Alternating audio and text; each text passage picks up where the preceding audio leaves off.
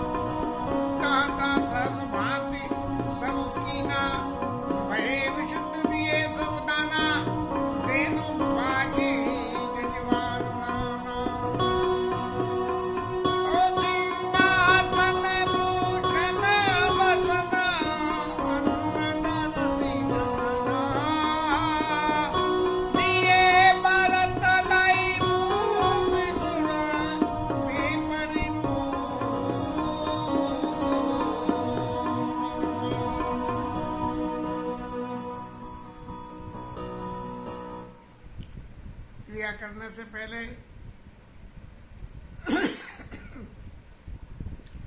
दशरथ जी का वेदों की बताई हुई रास्ते के हिसाब से स्नान कराया गया। यद्यपि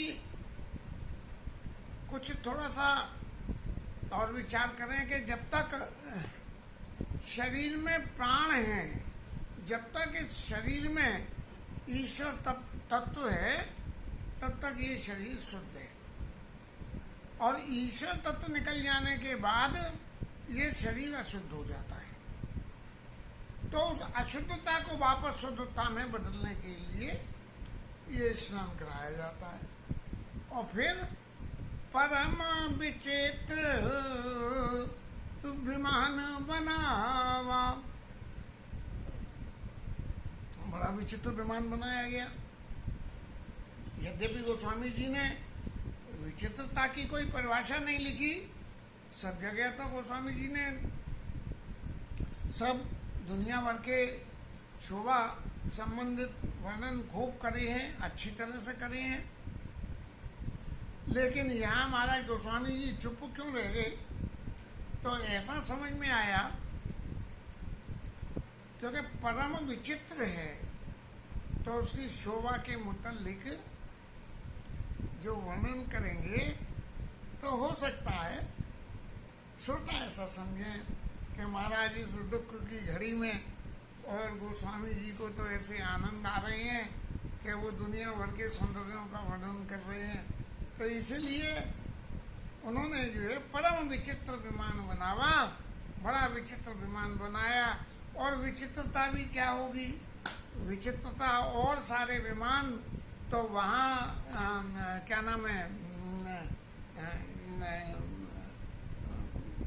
और तो सारे विमानों में इस शरीर को रख के ये क्रियास्थल तक ही ले जाया जाता है। लेकिन वो विमान जरूर विचित्र होगा कि जिस विचित्र में विमान में बैठ के वो महाराज दशरथ जी की देह सीधी ऊपर चली गई होगी। हालांकि रामायण के प्रसंगों में आगे ये लिखा है कि जिस वक़्त रावण का वध होने के बाद में देवता लोगों ने स्तुति की, ते ही अवसर दशरथ आए और तनय बिलो की नैन जल छाए। और राम जी को देख के पुत्र रूप में और उस पाई हुई विजय को देख के उनके नेत्रों में आंसू आ गए। और फिर जो है कहते ये हैं कि ना दशरथ भेद भगति वर लीना, दशरथ जी महाराज ने पहले भगवान की भेद भक्ति का वरदान ले लिया था। भेद भक्ति माने जीव क्या है और ईश्वर क्या है, माया क्या है, इसी का नाम भेद भक्ति है। तो इसलिए उस भक्ति में मन लगाया तो भगवान के चरणों में मन लग गया। और जब चरणों में मन लग गया और भगवान के चरित्र की ये स्थिति आई कि उन्होंने संसार में पापाचारों का वध कर दिया, तब जो है दशरथ जी महाराज आए और उन्होंने आके राम जी को फिर फर्दर आशीर्वाद किया। तो परम विचित्र विमान बनावा, तो निश्चित रूप से ये विमान दशरथ जी महाराज को सीधा ऊपर ले गया होगा, जहाँ भेद भक्ति में रत होकर दशरथ जी महाराज ने राम जी की भक्ति करी है। और गई पद भरता मातु से बड़ा की, और रही रानी दर्शन अभिलाषी। अब उस वक्त जो समय था, उस समय के हिसाब से तो सती होने की प्रथा रही होगी निश्चित रूप से, और माताओं ने ऐसी इच्छा भी जाहिर करी होगी। लेकिन इन सब के पीछे में यदि हम एक बात में और विचार करें तो कैकेयी मैया ये कह चुकी थी कि परौ कुपतु वचन पर सकऊं पूत पति त्याग, ये शब्द मंत्रा से कह चुकी थी। तो ऐसी परिस्थिति में कैकेयी ये इसके लिए क्या नाम है, सती होने के लिए तैयार हो गई हो, ये किंचित भी संभव नहीं था। अब जब सती होने के लिए कैकेयी तैयार नहीं हुई और सुमित्रा जी और लक्ष्मण जी वो कौशल्या जी तैयार हो गई। तो इसका मतलब तो स्पष्ट ये हो गया कि जिसने अपराध करा वो तो बच गया, और जिसने अपराध नहीं करा वो जाके सती हो गया। तो भरत जी महाराज ने अपने हृदय में विचार करके कि गई पद भरत माँ तो सब राखी, सब लोगों से ये कहा कि माता जी आप ये क्या कर रहे हो, अरे वो तो परब्रह्म परमेश्वर भगवान है, और भगवान जब लौट के आएंगे कोई ऐसा थोड़ी है कि वन में रह जाएंगे जो आप यहाँ से लोप हो रहे हो, वो लौट के आएंगे, तब उनके दर्शन करके अपने आप को कृतार्थ करके फिर अपने देह को आप त्याग करना। ये तो सुमित्रा जी और कौशल्या जी के लिए बात लागू हो जाती है, लेकिन यदि थोड़ा और भी विचार करें तो कैकेयी के लिए ये बात लागू होती है। अरे मैया तेने ध्यान है के तो पिताजी को बहुत सुख दिए, अब तू ऊपर और चली जाएगी तो महाजन ने कितना सुख देगी, तो इसलिए तू यहीं रह जा। ये खैर हंसी मजाक की बात है, लेकिन मुझे याद पड़ता है कभी ये राम किंकर जी महाराज से मैंने ये बात सुनी थी, आज उन्हीं की बात को दोहराया है। और फिर बहुत प्रकार के चंदन, अगरबत्ती, धूप, इस तरह की सुगंधित वस्तुएं लाई गई, और लाने के बाद सरयू तीर रचित चिता बनाई, सरयू के तीर पे चिता को बनाया गया, और जन स्वरूप सोपान सुहाई। चिता का स्वरूप बिल्कुल ऐसा था कि देवलोक जाने के लिए सीढ़ियां लग गई हों। इस वर्णन के बारे में यदि कोई सोचे तो देवपुर जाने के लिए सीढ़ियां लग गई। ये सीढ़ियां लगने का अर्थ ये हुआ कि जब संस्कार होगा तो संस्कार में से वो दशरथ जी की दिव्य आत्मा जो उस रहस्य शरीर में बाकी रह गई होगी, वो सीधी उठ के चली जाएगी। तो जन स्वरूप सोपान सुहाई, और इस प्रकार से जो है राजा दशरथ का संस्कार किया गया, और नहा धो के तिलांजलि उनको दी।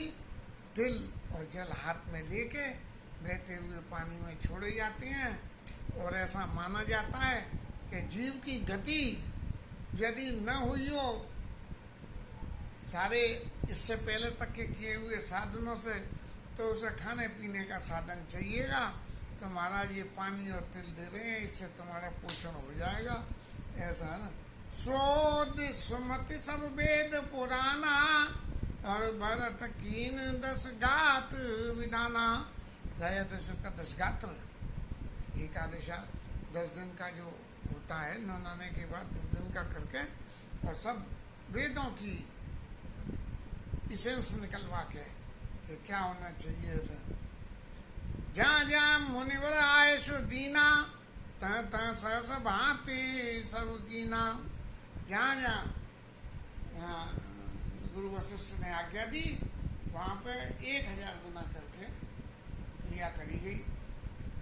सवाल ये उठता है कि राजकाज में तो ये बातें सब समझ में आ जाती हैं, लेकिन एक सामान्य व्यक्ति के लिए इस तरह की क्रियाओं को करना व्यवहारिक रूप से संभव नहीं होता है।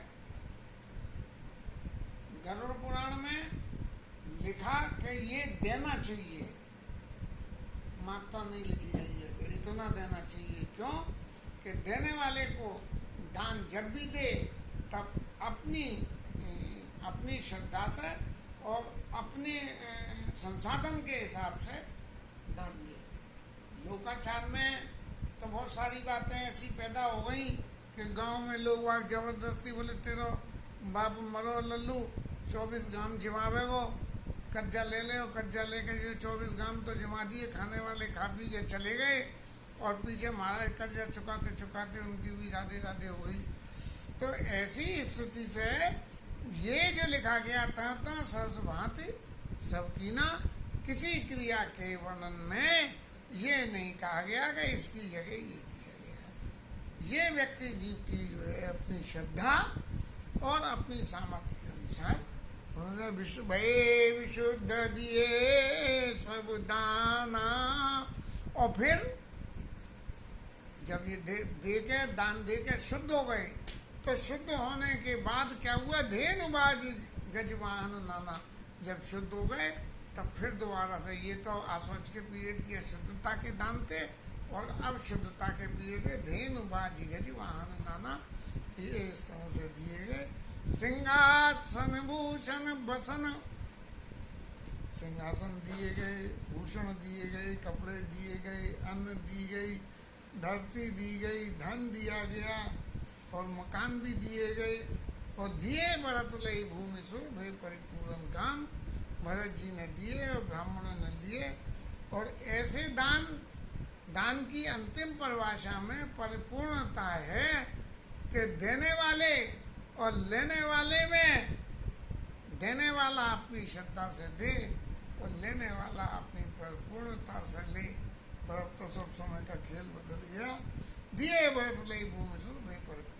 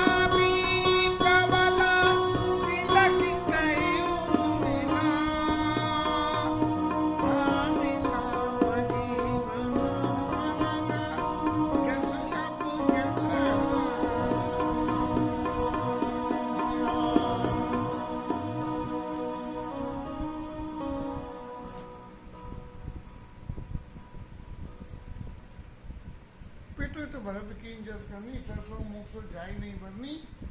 जो पिताजी के निमित्त जो क्रिया करी गई उसका कोई ज़्यादा डिटेल इसीलिए नहीं दिया गया।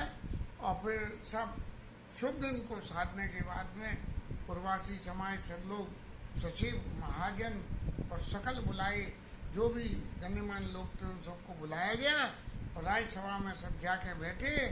और फिर जो है भरत जी को और शत्रुघ्न जी को बुलाया गया और भरत वशिष्ठ निकट बैठारे और नीति धर्म में वचन उच्चारे। अब वशिष्ठ जी ने उस वक़्त जो अपना भाषण दिया उसमें नीति और धर्म में, ऐसा नहीं है कि ये दुर्घटना हो गई तो महाराज उस दुर्घटना के बारे में ऐसी ऐसी बातें जो न हुई हैं उनको भी बोल देना, या जो बातें बोलनी चाहिए थी नहीं बोलनी चाहिए थी वो नहीं बोलना, और जो बोलनी चाहिए थी वो बातें बोले, तो नीति धर्म में वचन उचारे। और प्रथम कथा मुनिवर सब वर्णी, ये जो क्रियाकांड हुआ कि कैसे कैसे हुआ कि महाराज ऐसे ऐसे बाल सफ़ेद देख के मेरे पास आए, मुझसे पूछा और मैंने उनसे ये कहा सुदिन सुमंगल तब ही जब राम हो युवराज, क्योंकि ये बिल्कुल संभव था कि भरत जी महाराज वशिष्ठ जी से ये प्रश्न कर सकते थे। कैसे? वो प्रश्न ये था कि महाराज जब गुरुजी से राजा ने मुहूर्त निकलवाया तो महाराज राम को राज्याभिषेक होना ही चाहिए, मुहूर्त आपने निकाला, उसमें खलल क्यों पड़ी? एक बात तो ये हुई। सुदिन सुमंगल, और उधर क्या हुआ कि गुरुजी ने गोलमाल बात कह दी कि सुदिन सुमंगल तब, या बोले अभी इन्होंने निर्णय कर लिया और निर्णय करके ये राज्याभिषेक देना चाहेंगे, मैं मना भी कर दूंगा तो क्या होगा। तो इसलिए जो है ये कह दिया कि सुदिन सुमंगल तब ही जब राम हो युवराज। लौकिक जगत की कुछ थोड़ी सी बात करें तो कहीं किसी ने अपने बेटे के संबंध के लिए सब कुछ तय कर लिया, फिर निश्चय कर लिया, फिर तीसरे से पूछने गए।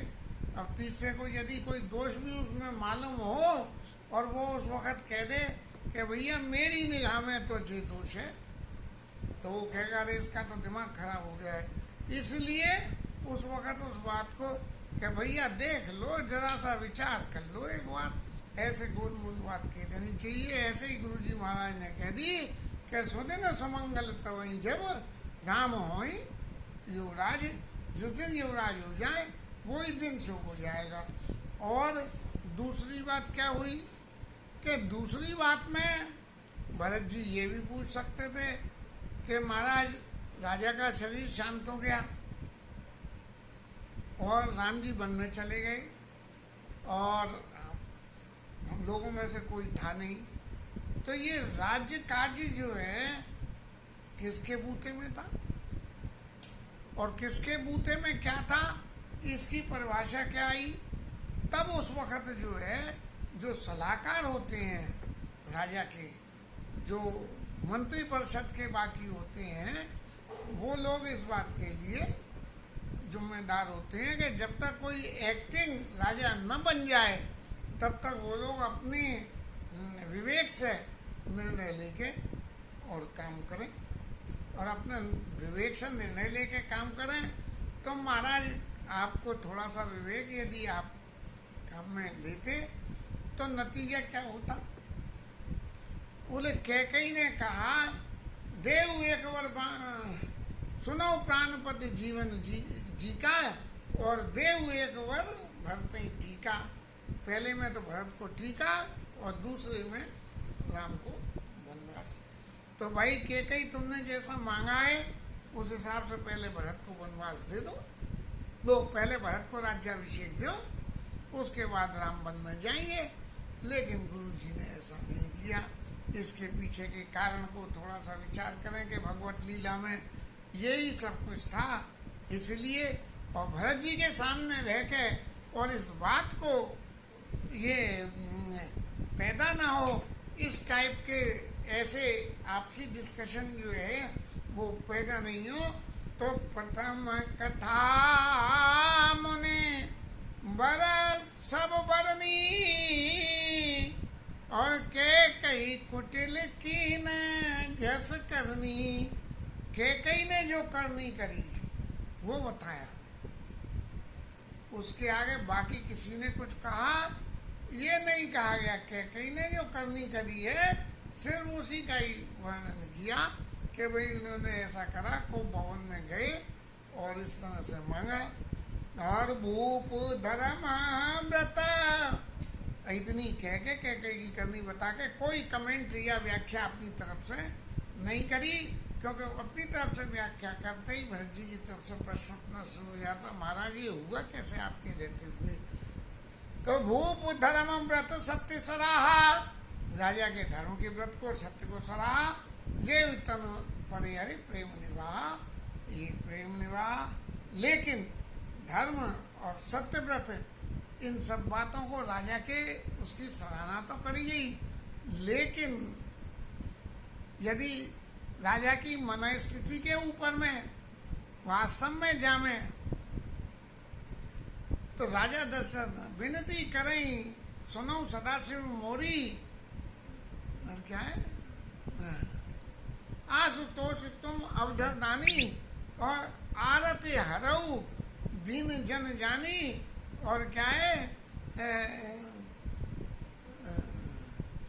वचन मोर तज सोमत रामई देव, और वचन मोर तज रही ग्रह परिहरि शील स्नेह। राजा की वास्तव में मन स्थिति ऐसी थी कि वो ये चाहते हैं कि शील और स्नेह को छोड़ के राम जी जो है वो घर में ही रह जाएं, ऐसी आप मति राम जी को दे दो। ये राजा का अपना पुत्र मोह था। इस मोह में जो फंसे हुए राजा थे, अब उनके इस मोह को वर्णन करने के लिए तो क्या कहें, तो भूप धर्म व्रत सत्य सराहा। जब काम हो के सब काम हो जाता है, तब जो है यदि थोड़ी सी भी कोई परिणाम में अच्छाई आ जाती है तो किए हुए काम के सारे दोष छुप जाते हैं और उनकी नहीं होती है, उनकी निंदा नहीं होती है, चाहे किसी भी रास्ते से उन कामों को ऑर्गेनाइज किया गया हो। कहत राम गुणशील स्वभाव सजल नैन कुल के मुनि राव। राम जी के शील स्वभाव का वर्णन करते हुए वशिष्ठ जी बहुत पुलकायमान हो गया, आंखों से आंसू और शरीर में रोमांचक हो गया। और फिर बाहुरी लखन सिय प्रीत बखानी शोक ने मगन मुनि ज्ञानी। ऐसे ज्ञानी ऋषि भी जो है, जिनको ईश्वर की सारी लीलाओं का सब कुछ पता था, वो भी इस लीला मंडली के नाटक में शोक स्नेह मगन, ऐसे शोक स्नेह में मगन हो गए जैसे स्टेज पर किए हुए नाटक में देख के दर्शक लोग आंसुओं से आंसू बहाने लगते हैं।